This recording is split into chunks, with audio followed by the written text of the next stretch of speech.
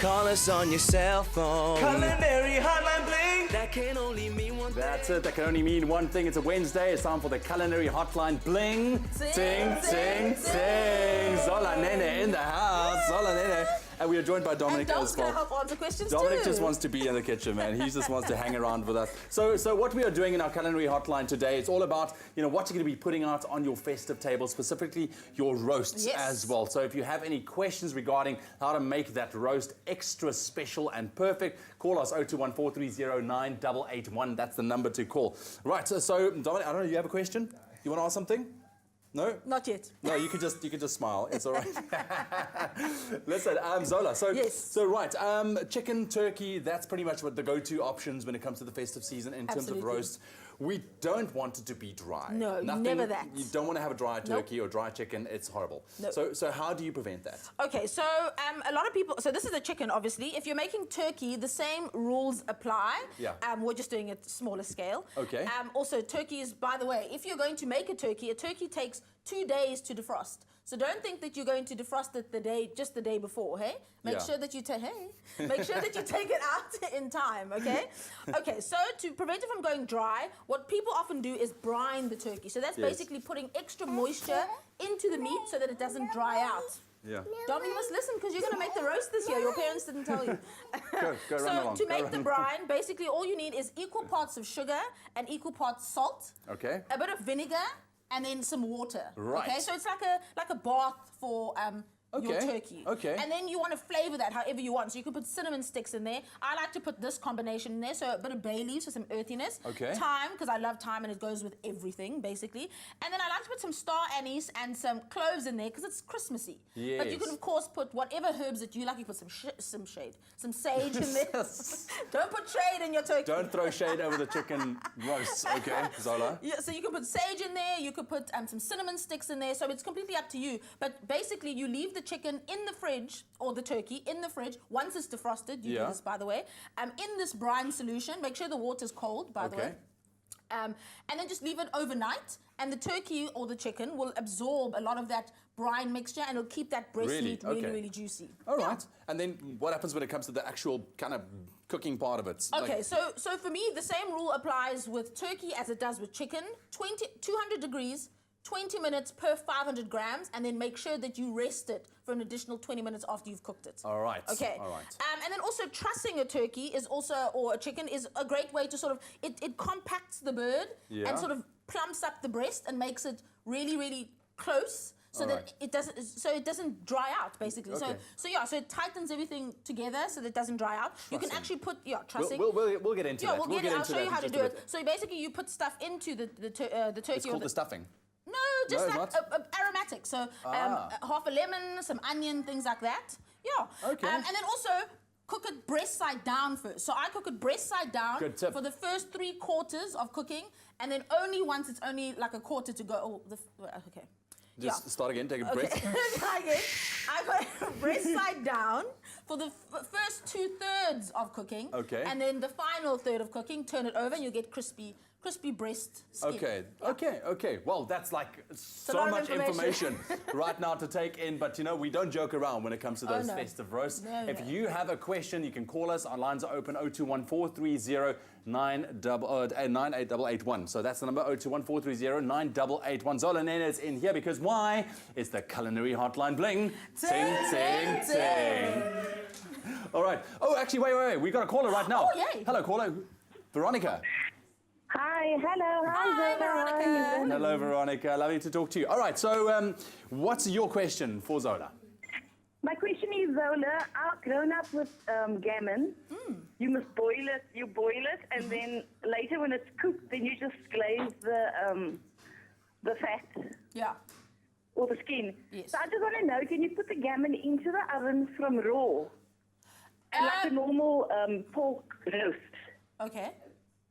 Can I do that? No, you do have to boil the gammon first. So remember, gammon is a cured meat. So it's been sort of sitting in a brine solution, if you will. Yes. So you need to actually cook the gammon before you can glaze it. But you can actually get pre-cooked gammons that all you need to do is score the top, glaze it, and then bake it straight away. So they are, they're sold where the shortcut is done. It's a shortcut method. Yeah. So it's cooked for you. So all you have to do is finish it off. So you can just make sure that you buy the right one. If it's raw, you do have to cook it for a really long time. All right, thank you very much, Veronica. I really appreciate that. I hope your gammon turns out absolutely amazing. Once again, if you want to give us a shout, 0214309881. That's the number you need to call right now if you have any questions regarding your festive roasts this season. It's my feel-good breakfast show. Call us on your cell phone. Culinary Hotline Bling. Oh, definitely looked like a lekker jol, eh? The Mitchells Plains Festival. Did. Where were you? I'm not sure. You're not sure. You're Yeah. unsure. It's okay because probably she was baking or making Actually, some no, festive I know what I was treats. doing. It was my sister's baby shower. Ah, That's what I was doing. How's Zamo doing? She's doing so well. Hello, Zamo. If She's you are watching. close. I'm about to be an aunt. It's close. Love it. Listen, we are back with a Culinary Hotline. Bling, ting, ting, ting. All right, so we have a caller on the line from Durban. Yes, good morning. Good morning. How are you? I am Morning. good. Oh, she sounds so happy. Sandy, there we go. Sandy, lovely to have you. What's your question this morning? I want to know how do you prepare and roast a turkey? How to prepare it. Yes, and roast a turkey. How to prepare and roast a turkey. And roast the turkey. Okay, so like I said, if you want to make sure that it stays juicy, try to brine it the day before, so that mixture we spoke about before. And then do this. So this is a chicken, obviously, but apply the same rules. Truss your turkey, so put in some aromatics. I'm going to put some thyme in the cavity. I'm going to put a bit of bay leaf in the cavity. I'm also going to take a little bit of lemon to put inside, just like that. You see how I put it loosely so that the air still circulates? Then you want to truss your turkey. So basically, it's like keeping it all compact so that it roasts really evenly. So it's called trussing. Trussing, yeah. So you go over the possum's nose. You cross just, oh, gosh, okay, it slipped. Hold on. Hold on. We're going to get it. We're going to get it. So over the possum's nose, or you can go over the back. Just cross your string, okay? Then go over the legs, just like this. All right. Tuck it under, okay? Bring it round. Can you see how it's tightening up? Can you see? Can you see how wait, that one needs to move down. Oh, there you go. There we go, okay. Okay, so you can see how it's plumping up Yes. the breast, just like that. And then just one more time around the bum of the turkey, or the bottom of the turkey. And then tie it up over here to tie the legs together. And then your turkey, or your chicken in this case, is ready for the oven. So what is it called at this stage? Trussed? This is trussed. Trussed. Okay, this is what trussing is. Okay, so then, to make sure that your turkey isn't dry, cook it, like I said, skin side or breast side down for the first 2/3 of cooking, and then turn it over. Another tip to make sure that your turkey doesn't dry out is to put some butter, because why? Ooh, mo butter, mo better. Mo butter, mo better. So believe I make just sure said you tuck some butter under the skin. See how I'm doing that? You can do the same thing to your turkey, just to make sure it bastes it from the top down. That's not a bad idea. It's a great idea. You can also you can also put some herbs in here as well. Yeah, but the main thing is just remember the rule: 200 degrees. 20 minutes per 500 grams, so make sure that you weigh whatever bird you're making so that you don't overcook the bird. Okay. And resting it is super, super important. Brilliant. Yeah. Thank you very much. Sandy, thank you for your question. Really appreciate that. Remember, our lines are open, 0214309881.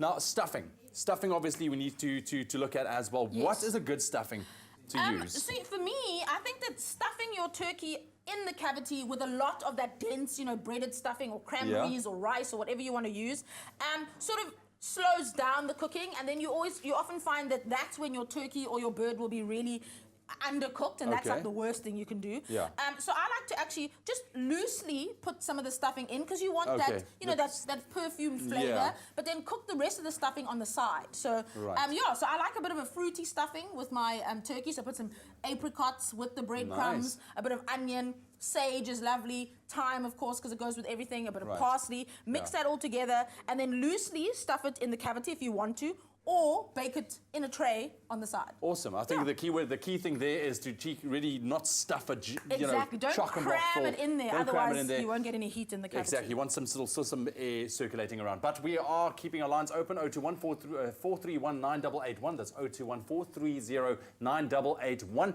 If you have any questions around making those roasts absolutely perfect, because we are here with Zola, Nene, and it's the Culinary Hotline. Bling, ting, ting, ting. It's my feel-good breakfast show. Call us on your cell phone. Culinary Hotline Bling. That can only Hey, mean hey, one hey, thing. is back. The Culinary Hotline bling, ting, ting, ting. With Zola Nene in the kitchen. She's joining us. We're taking care of your festive roasts this coming festive season. And we've had some interesting and very cool tips as well. You can see Zola went mad with the butter under the chicken skin. But apparently, mo butter, mo better. Mo butter, mo That's what it is. better. Listen, we have a caller on the line. Jill from Pietermaritzburg. Good morning. Good morning, Zola, and to you as well. Good morning, my dear. What's your question? I just wanted to ask you, Zola, I'm having a change this year. I'm going to be doing a lamb roast and a beef roast for Christmas. You suggested brine the chicken and the turkey. Would you suggest that I should brine the beef and the lamb overnight as well with that same brine? No, What I would you wouldn't say to brine the lamb or the beef. It'll sort of discolor and go grey, and you don't want that for your Yeah. you know, your meat, your red meat. Of course. Yeah. Of course. So just Okay, rather then. make, if you want to keep sort of the lamb or the beef juicy, you can actually, it's called barding, when you put fat inside. So you basically poke a hole. You can put butter in there if you'd like. You can put some bacon in there as well if you like, just to Great. to add some extra fat to the meat. But I mean, beef and lamb, you can eat sort of medium rare even. So it's just a matter of not overcooking it. What I would do though is make a delicious rub. So put some fresh herbs together, things like thyme. Once again, I love thyme, you can tell. Parsley, All a the bit of time. lemon zest would be fantastic. Olive oil, and then rub that over your meat and leave that to marinate overnight. And that will give so much flavor. Yeah, so that you don't have to Yeah. brine. Fantastic. The word is brine it. brine. You don't have to Lamb roast. brine your red meats. All right, Jill, thank you very much for your question. Okie dokie. Thanks so much indeed. Cheers, Pleasure. Have a very festive Cheers. season. So Enjoy that's your very cool. day. So meat as well. Okay, let's get back to the chicken quickly. Yes. Carving the chicken, all right, Yes. without, looking like a complete, not know-it-all. But we want to make sure that when you carve it, you look actually like you know what you're doing. Yes. So the most important thing is don't choose a tool that you're comfortable with. If this is your tool of choice, don't be ashamed. You use this knife. Okay. If you are comfortable with a bigger or larger knife, then that's fine too. Right. Okay. So which one should I use? The smaller one. Let's use the smaller one. Okay, 'Cause it's let's pink. go for the smaller one. It's pink. Okay. So Right. you want to start by taking off the legs. Okay. So the same applies for a turkey. Obviously, same anatomy as a chicken. Okay. So take the legs off so you can see the natural line where it runs here. So just cut over here. Sort Okay. of wiggle your knife around. You can feel the joints and the bones. Okay. And make sure you're not cutting through bones. You're just sort of maneuvering your knife so that you find the point at which the bone meets. Okay. Okay. So cut that off just like that. Can Wow, you that see? was super easy. Super easy. It's not as difficult as people make it out to be. Then here, same principle. You sort of cut down, and you see how you find the place where the bones Jeez, meet. like Can it. you see? Okay. So there's your thigh and your drumstick. Okay. Right. The breast is where people often go wrong. So with a turkey, most people like to sort of slice by slice, which is, if that's your prerogative, you go right ahead. Okay. But I'll show you a way that I like to do it. Okay. So you can Right. slice it slice by Oh, slice, that just like looks that. good, though. Does look good, doesn't it? Okay. Or what's really I love is because I love to give people chunky pieces of meat. So Yeah. I cut the entire breast off. So Yeah, so run along the breast line, yeah. All along the breast line. Cut down here so that you can make sure that you Okay, separate this is it. obviously you'll do this after you've removed the legs and the thighs. Yes, after you've done the legs and the thighs, you can tackle the breast. Yeah. Okay, so I take the entire breast off just like such. Just like such. Just All like right. such, okay? So just maneuver it Yeah. around. See, whole breast. Wow, that was Then very easy. I promise you, as easy as it looks, It is. that's how easy it is. You just have to take the time. And then what I do is slice the breast just like so. Then you can actually have chunkier pieces of meat for people to eat. Okay. And well, that's it. there That's have all it takes to carve. A very quick 101 on turkey. carving your chicken, and the same applies, I'm sure, for a turkey. For a turkey, same anatomy. For a goose, for a duck, all the same. Got it. Thank you very much, Zola. We're going to be back with the Culinary Hotline bling, ting, ting, ting, in just a bit. That number 021-430-9881 if you have any questions around roasting this festive season. It's my feel-good breakfast show. Call us on your cell phone. Culinary Hotline Bling. Right, so we are back with the lovely Zola Nene because as the Culinary Hotline bling, ting, Ting, ting, ting, ting. Yes, we love it. Now, we've had some interesting questions coming through as well. Our lines are open 021-430-9881. We're talking about festive roasts and how to do it properly to make sure that you impress the family and friends and the guests that are going to be pulling through if you're going to be hosting as well. Gammon is always a go-to option. Oh, yeah. I'm so having gammon. And this festive Love season. gammon. It's there, it's in the shops already. Yep. All right, you can get it. Now, the big question is, Zola, I mean, how do you prepare your gammon for Christmas? Now, we had a question a little bit earlier on, but if you run us through again, because you get two different types Yes, of gammon. so you can buy a bone-in Yeah. gammon or ham as well. But okay, so if you buy a raw gammon, you're going to have to sort of boil it or poach it before you actually glaze it. Ready for the oven. So you can also buy ready cooked ones that just need the glazing. Right. For me, most people cook it in water, just plain water, maybe with some onions and celery in there, just for some aromatics. I like to actually cook my gammon in ginger beer. Really? Yeah. In ginger beer? In ginger beer. It like gives it such a delicious flavor, sort of permeates the meat, and it's gingery That is and amazing. delicious. Yeah. I didn't know that. So is this the ginger beer that you would like go out and buy, or absolutely? Because knowing you, you'd probably make it. No, you know? no, not for this. No, just the regular ginger beer that you would buy and drink as a cool drink. I use that. Then I put some extra spices in there. I still put my onion in there. I still put some celery, even some carrots, and then slowly poach your gammon for depending on the size, an hour and a half, whatever it is. Then you take it out, and then the fun part is glazing it, okay? Right. So then once it's out, so this one's been cooked, obviously, you cut off the skin. Some of them come with skin on top, and then you want to sort of score just the fat. Yes. So you can see I'm not cutting through the entire... So this is not after you've cooked it? This is afterwards, Yes. yeah. And at this stage, if your gammon is really fatty, you can actually... cut off some of the fat. So you can see this is quite a lot of fat. If I didn't want so much, I'd cut some off, and that's fine. You can do that. That's completely all right.